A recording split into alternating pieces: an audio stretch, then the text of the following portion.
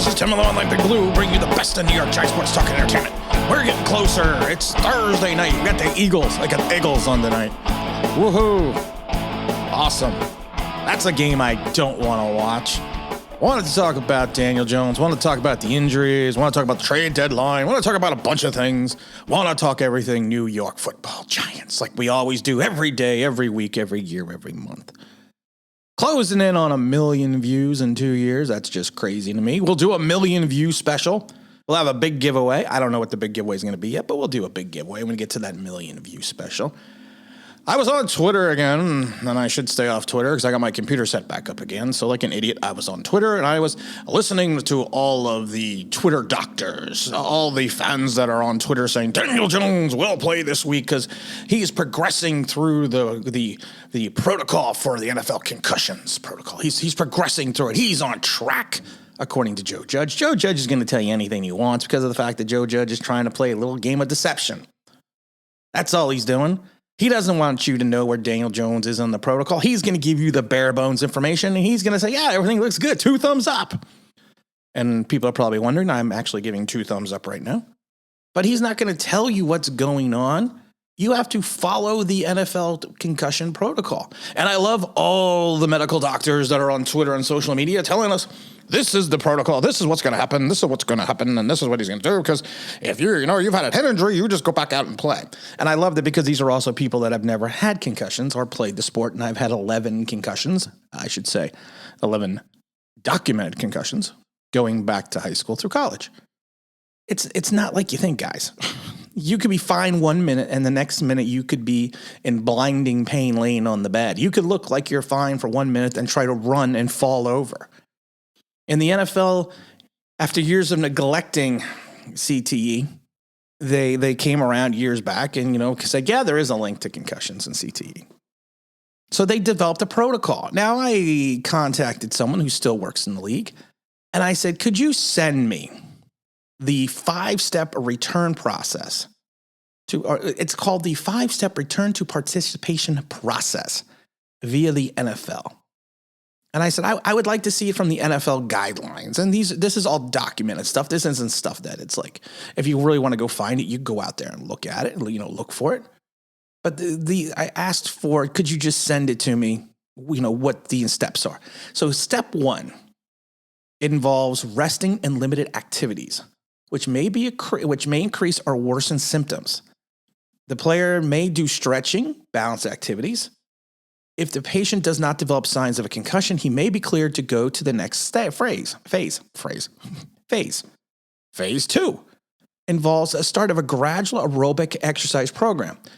The player must show that he can engage in cardiovascular exercise without aggravating his symptoms.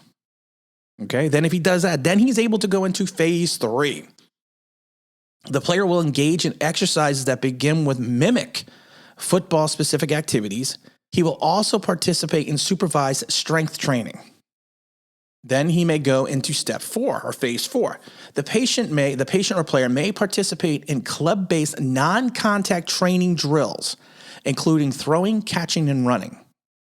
And then the 5th and final phase involves taking part in a full football practice with full contact. Once the player has fully participated, the next step is being cleared by the team physician. After all that, he must be examined by an independent neurologist consultant if he is cleared to play or allowed to play in the next game. Okay, that is the 5-step or the 5-phase concussion protocol for the league. We don't know what phase Daniel Jones is even in. He was standing on the sidelines in pads, which I find interesting because Joe Judge didn't seem to know that. And I love it because people are like, well, he's just a tough guy. Look at that tough guy standing on the sidelines in his pads. He's ready to play. No, guys, you have to follow the process to return. It's not up to Joe Judge. It's not up to Daniel Jones. It's up to going through the 5 phases and then getting examined by an independent neurologist or neurological consultant. Excuse me, I can't talk today. That's what it's about. It's not about being a tough guy and getting out there and playing. Yeah, you know what? I was a tough guy and I played. You know what? I got so many injuries and ailments at my age, I probably should have sat down and not played. But the fans don't understand that. Some fans. I should rephrase that, because there are many intelligent Giant fans. There's just a problem with the fact that there is also many intelligent and non-intelligent Giant fans.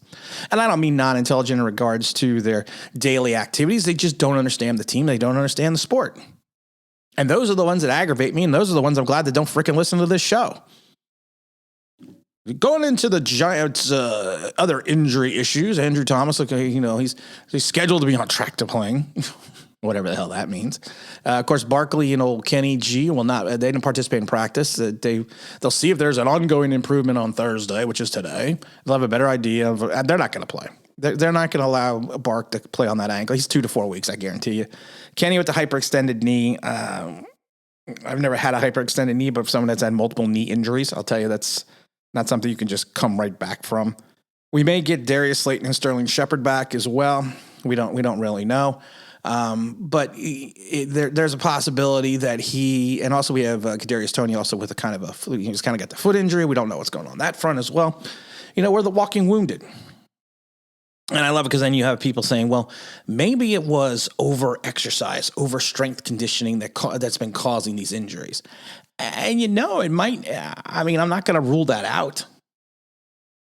There is a time where you can't push your body so hard, so long for a short period of time and then take just periods of rest and then reaccelerate what you were doing. And yes, it can cause like a start-stop injury.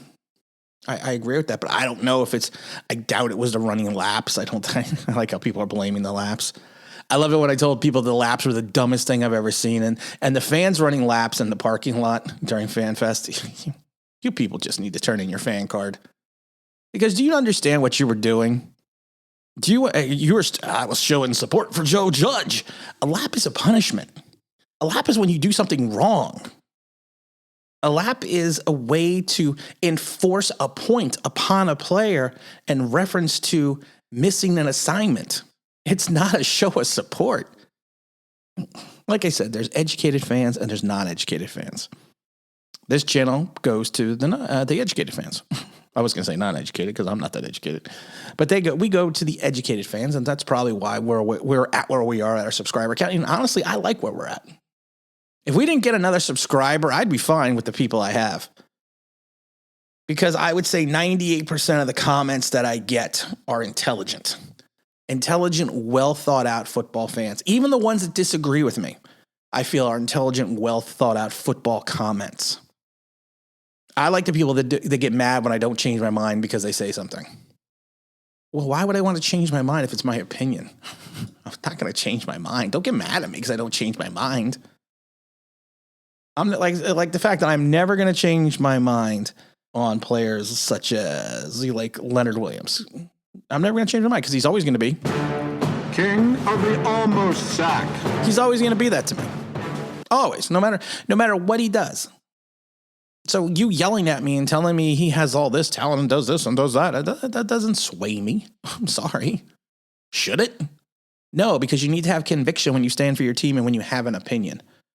And that's the PS. And like I said, now we're going back to the old G.I. Joe. And now you know.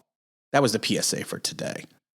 We got the Rams, of course, coming up. We're going to be doing more of a video about the Rams probably on Friday. The Rams, the good team. Good, solid team. Sean McVay has been doing a good job with what he has, and having Matthew Stafford doesn't hurt. They're starting to build some continuity on the defense under Raheem Morris. He's playing his up front guys aggressively. He knows what to do. Raheem Morris was not a good head coach, but he's a good coordinator. And we've said that a million times before. There are plenty of guys that are great coordinators, just not head coach material. Maybe he'll get another shot as a head coach. You never know. But I can tell you right now, he's a hell of a better defensive coordinator than he's ever was with a head coach, even though he had that one season in Tampa that was okay. It will be interesting to see how they attack Aaron Donald, especially with Billy Price. I worry about that. Good news is Cam Brown, who was injured his hamstring in the season opener versus Denver, is designated to return today. I don't think there's anything going on. There's no there. There's nothing to see there. We just have to wait and see what's going on with Daniel Jones. We got to do a little bit. We're going to do a stream Friday night, 9 p.m. Eastern Standard Time. We're going to talk about all Giants, everything Rams. I'm going to try to continue to do the Sunday morning stream, but it's a little bit difficult with my schedule. But we'll do the 9 p.m. Eastern Standard Time stream. Of course, we will do a stream after the game, the 9 o'clock hour after the game. On Sunday. It'll be fun. It'll be interesting. Again, this is Tim with Online Big Blue, bringing you the best of New York Giants sports talk and entertainment. And as always, if you could like, if you could subscribe, ring the bell here in the means, that'd be awesome.